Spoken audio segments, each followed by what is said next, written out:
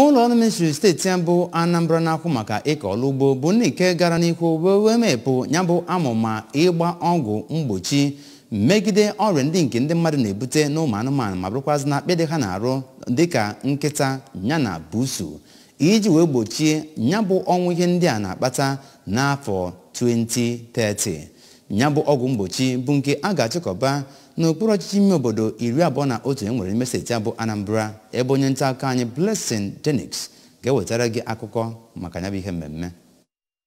Mmemme nke mere n'ụlọ ọgwụ na-ahụ maka ụmụ anụmanụ na steeti a nke dị n'Awka South bụ nke kọmishọna na-ahụ maka ọrụ ugbo Dọkịta Foster Ihejiọfọ nye nakwa onye na-ahụ maka ahụike ụmụ anụmanụ bụ Dọkịta Basil Ide nakwa chairman nke ndị na-ahụ maka anụmanụ na Anambra steeti Dọkịta Ifeanyị Obiwulu na ndị ọzọkwa na-azụkwa ụmụ anụmanụ bịara. Rabies bụ otu n'ime ọya nke na-efe efe site n'ụmụ anụmanụ nke World Health Organization mere ka onye ọbụla mara maka ya wee kwuo na ọ na-eweta ọnwụ ihe ruru mmadụ 60,000 kwa afọ. N'afọ 2022 ka ebidoro ịgba ọgwụ mgbochi nyere ya bụ ọya bụ nke isiokwu ya bụ Say No to Rabies. Kpọtakwa nkịta gị na anụ ndị ọzọ ị nwere ka a gbaa ha ọgwụ mgbochi. Ka a na-ebido ya bụ ihe, Dọkịta Ifejiọfọ kwuru na ministri na-ahụ maka ahụike bụkwa nke jikọrọ aka ya na Anambra steeti ịhụ na enwetara ụsa nyere ya bụ ọya nke a na-esi n'ụmụ anụmanụ enweta. Kọmishọna bụkwa onye kwuru na ya bụ ụsa bụkwa